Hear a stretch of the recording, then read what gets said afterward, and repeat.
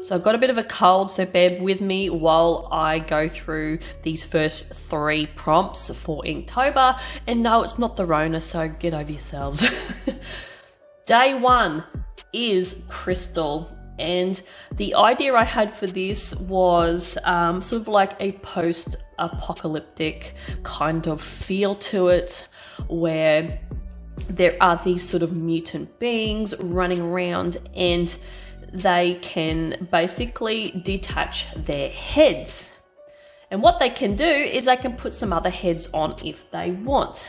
So the way I just sort of displayed this sort of post-apocalyptic sort of feel is the main head that this particular monster being, mutant being originally had was a plague doctor mask. As you will see coming up as it's being drawn, he has put a stake in the ground and just put that head on the stake and is considering whacking on a crystal skull. And this skull has all these crystals coming out of the top of it. But originally I went with an actual crystal, but I thought, no, that's not really original. I sort of thought that was a little bit silly, so I sort of rubbed that out and went with a skull, with half the skull sort of cut open and then all these crystals coming out. So what this skull is going to do is it's going to awaken him, and it's going to help him get through this post-apocalyptic time with some powers that are necessary for him to keep going. And that was my idea for it. Yeah, just straight up started Inktober with a little bit of a sort of post-apocalyptic sort of a drawing, and I ended up doing some really sort of light weird sort of things in the background that sort of give like the illusion of like a torn down environment. Like I did some very light telephone poles. You can sort of make out that that's what they are with some lines and that. But yeah, that's what I did for this one. And then with the red sort of ink, because I have decided that I'm using the red ink now throughout these pieces. I wasn't sure when I created the video for all my preparations for Inktober, but now I'm pretty confident that I am going to just proceed with using the red ink on all the pieces. So it's just going to be black, white, grey tones in red ink. Some of them I'm not even going to put the ink. It just depends how I feel. Each one is going to sort of interpret the red ink, if that makes sense. But I gave the red ink, put the red ink around the skull and the crystals to sort of display that these crystals have got this illuminating power, and sort of just wanted to show the power of these crystals. Now I've also decided to bring in some other elements that I also wasn't sure about adding when I did my preparation video, because basically the preparation video was just my absolute main things that I was using anyway, and adding things as they go, that's just what I was going to do anyway. I decided to bring in the gold and silver pens, the Uniball Signos, because not only did I want to have some red ink, but I also wanted to have some metallic tones in there as well, just for something different. I've never done this with an Inktober, and I thought, fuck it, why not? Let's add some gold tones and some silver tones into this piece and the rest of my Inktober illustrations that I'm going to be doing. So also this particular being is half cyborg as well as a mutant sort of monster. hence the reason why I did some silver tones on the hands and did some hoses, because I love doing cyborg stuff, as you know if you're a regular to my channel. So I will leave you to watch the rest of day 1, and hopefully you enjoy this crystal illustration.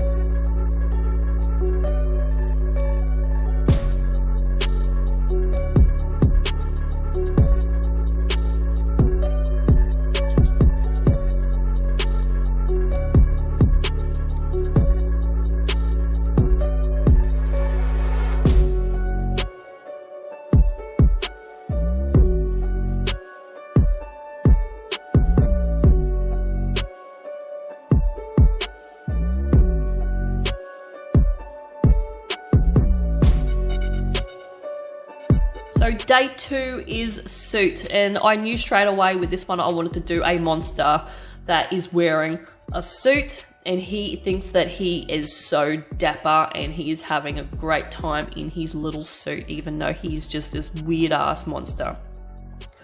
So I sort of tapped into a little bit of Little Nightmares for this. I was sort of feeling like the janitor, so I went with that sort of janitor type monster feel, and created this monster that he just thinks he's so cool, and he can basically take his little mask. He's got this little mask off, so he can put like a set of eyes on to sort of hide the absolute scary monstrosity under his little mask that is his eyes that don't really do anything. So basically he can still walk around and see somehow, and maybe it's like this psychic sort of third eye sort of thing that helps him maneuver around. But just for shits and gigs and for looks, he has this little mask that he just puts over where his eyes should be that look like eyes, and he just goes on and carries on as normal. But as for like, he just does a little party trick where he just puts it back on with a little stick, because the little stick's got a little thing on it that he can just hook onto it and have it like he's at a masquerade ball kind of like thing, but he can sort of stick it back down to his face if he really wants to. But yeah, that's where I was going for this this being, and I think he's pretty happy with himself. I sort of really wanted to make him so happy with his little suit and how he thinks he's so dapper even though he's hideous.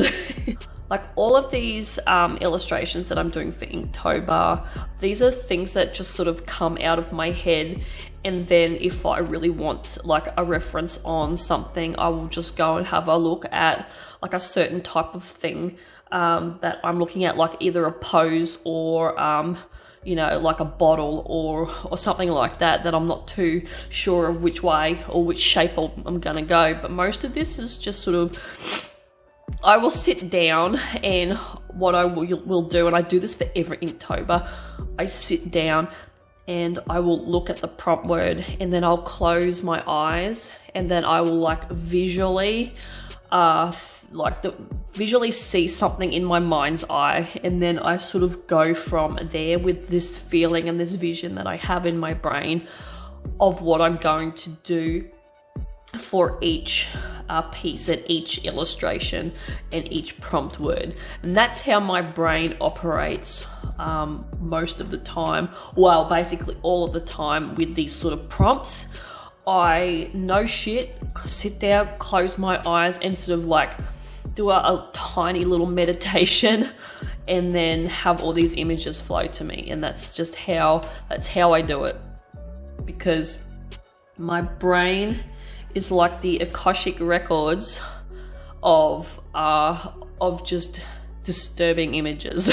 So once again, I applied the red ink to the outside of his sort of like where his little mask sits over, just to sort of imply like a little bit of irritation, or that he has sort of peeled this mask off and it's sort of hurt a little bit, but he doesn't give a shit because he's just like, this is cool, like whatever. I'm going to like a masquerade type ball or something like that. And then I added some of the gold to his little chain that goes around his suit, and also the little lugs that are around the mask. So I thought they were nice touches to this illustration, and that's why I've decided to include these gold and silver pens in this illustration. So I will let you now enjoy the rest of this day 2 suit prompt illustration, and I'll be back in a minute.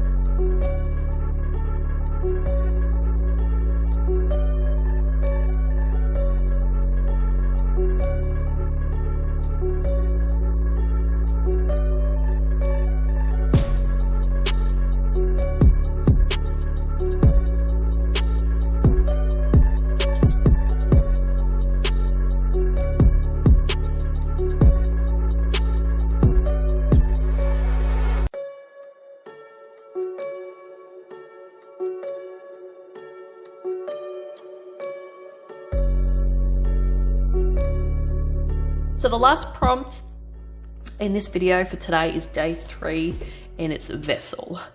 And this one sort of was pretty straightforward to me.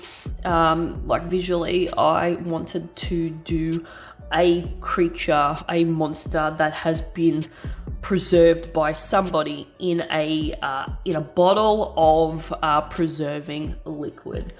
So I got a few ideas for bottle shapes, and then when I created that one side of the bottle, I then went and traced it, then flipped the tracing paper, and then traced the lead outline onto the other side, so I had a bit more accuracy, because that's one thing I cannot do is replicate symmetry on the other side. There's no way in hell. You gotta do it that way if you want, unless you're really, really like super awesome with what you do. Then I've got like, you know, I'll like bow down to you if you can get symmetry on both sides by freehand drawing. I just salute you, but there's no way in hell I can, so that's why I use the tracing paper.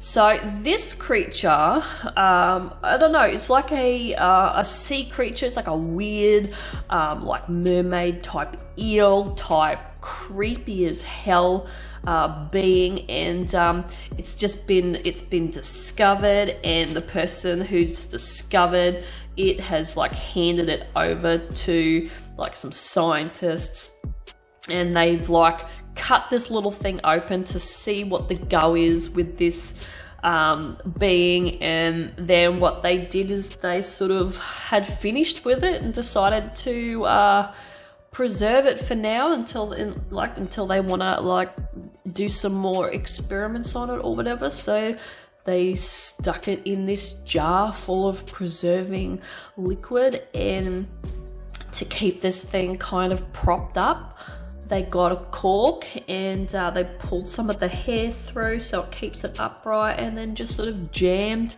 the hair in the cork so this thing stays upright. It's a bit, this thing's a bit gross. Like, look at its teeth. Could you imagine this thing swimming around in the ocean, and then you're in the ocean, and then it sees you, and then I reckon it'd go like full piranha on anyone that it sees. Like, with those teeth, it is some scary ass shit, this specimen. So yeah, this monster has been put into a vessel of preserving liquid for further testing or whatever they want to do with it, but they want to preserve it. And that's the story to that. So it's a sea creature, it's a sea monster of some description. So far, feeling good about this. I'm not doing too bad in keeping up with these. I'm really super enjoying doing more simple pieces, sort of simplifying it, but then drawing stuff that I wouldn't usually do if I was doing my watercolors. So yeah, I love doing Inktober for this reason, and it's just a huge amount of fun to just do black and white and just do stuff that is simple. As I've just said, I'm just going around in circles now. So I am going to go now, and hopefully you enjoyed these first sets of illustrations that I've done for Inktober. And yeah, I will see you guys in the next video, which will be, when will that be? I don't know. Thursday, I think.